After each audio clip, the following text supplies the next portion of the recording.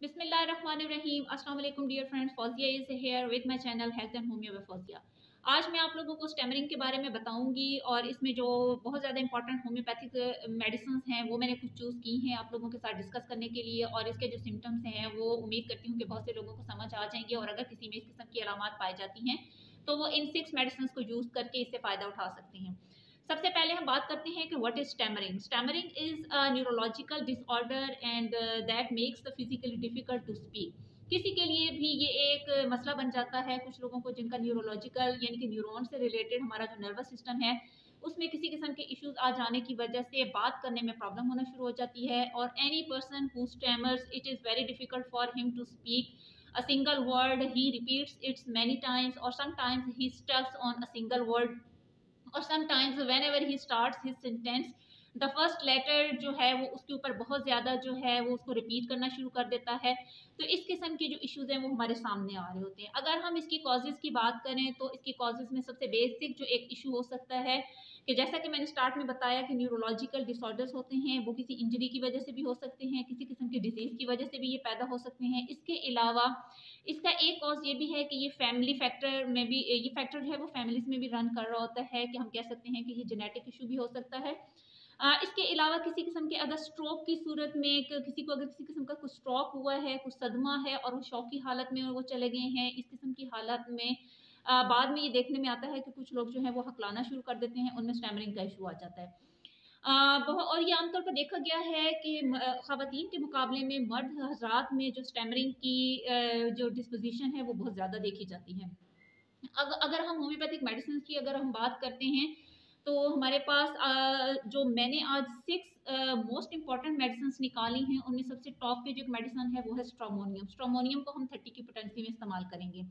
और स्ट्रोमोनियम के जो फीचर्स हैं कि ये एक बेस्ट मेडिसिन है जो कि एक तो रेस्टलेसनेस को ख़त्म कर देती है, बेचैनी की अगर किसी में हालत पाई जाती है, एज वेल एज अगर उसके मसल्स वीक हैं तो वहाँ पे स्ट्रोमोनियम बहुत अच्छा काम करेगी। और स्टैमरिंग के लिए ये एक बहुत ही ज़्यादा बेस्ट मेडिसिन है, बहुत अच्छे इसके रिजल्ट्स जो हैं वो सामने आए हैं।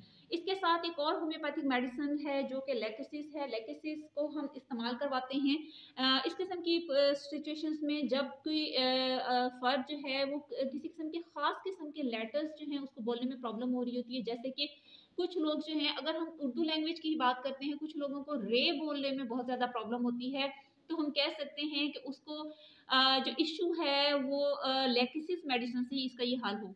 इसके बाद बहुत से लोग ऐसे होते हैं कि जो बहुत ज़्यादा इमोशनली एक्साइटेड हो जाते हैं और उनसे बोला नहीं जा रहा होता और वो हकलाना शुरू कर देते हैं। बहुत ज़्यादा कोशिश करने के बाद वो अपनी बात को जारी करने में कामयाब होते हैं। अगर ऐसी सिचुएशन है तो ऐसे लोगों को कॉस्टिकम 30 की पोटेंसी में इस्तेमाल करनी होगी। इससे जो है वो इनका ये मसला जो है वो सॉल्व हो जाएगा। इसके बाद एक और ऐसी होम्योपैथिक मेडिसिन, हम में से बहुत से लोग ऐसे होते हैं कि जो अगर वो स्ट्रेंजर्स के साथ जब बात करना शुरू कर देते हैं तो वो अपनी बात नहीं कर पाते हैं और अपने ख्यालात का इजहार नहीं कर पा रहे होते और अपनी जो बात है वो दूसरों तक नहीं पहुंचा पा रहे होते हैं। तो ऐसी सिचुएशन में स्टेफिसिगेरिया 30 की पोटेंसी में इस्तेमाल करें, इसके बहुत अच्छे रिजल्ट्स जो हैं वो देखने में सामने आएंगे और ये बहुत अच्छा यहाँ पर काम करेगी। इसके अलावा एक और मेडिसिन जो कि 6 नंबर पर है वो है स्पाइजीलिया। स्पाइजीलिया एक ऐसी मेडिसिन है कि जिसमें जो पेशेंट है वो एक ख़ास किस्म के लेटर के ऊपर जो है या स्टार्टिंग जो लेटर होता है किसी भी सेंटेंस का उसको वो रिपीट करता रहता है और जो नेक्स्ट लेटर्स होते हैं या जो वो नेक्स्ट वर्ड्स होते हैं उनको वो बोल नहीं पा रहा होता है, वो उसके ऊपर स्टक हो जाता है और बारहा कोशिश करता रहता है कि वो अपनी बात को जो है वो कंटिन्यू कर सके और कंप्लीट कर सके। तो ऐसी सिचुएशन में स्पाइजीलिया को 30 की पोटेंसी में इस्तेमाल करेंगे। ये तमाम मेडिसिन जो हैं जो कि हम मीडियम पोटेंसी 30 में ले रहे हैं, इनको आप लोगों ने 3 टाइम्स अ डे इस्तेमाल करना है और हाफ कप पानी ले लें, ताज़ा पानी ले लें, उसके साथ इसके रिजल्ट्स बहुत अच्छे देखने में सामने आते हैं। तो इंशाल्लाह ये सारी मेडिसिन जो हैं ये स्टैमरिंग के लिए मैंने आपको बताई हैं, स्टैमरिंग के प्रॉब्लम को ये सॉल्व कर देती हैं। और ये एक ऐसा इशू है, स्टैमरिंग एक ऐसा प्रॉब्लम है कि मैं ये तो नहीं कहती कि ये बिल्कुल 100% जो है वो क्योर हो जाता है, क्योंकि न्यूरॉन से रिलेटेड ये प्रॉब्लम्स होती हैं और ये बहुत ज़्यादा टाइम टेकिंग होती हैं, वक्त के साथ साथ ये जाती हैं।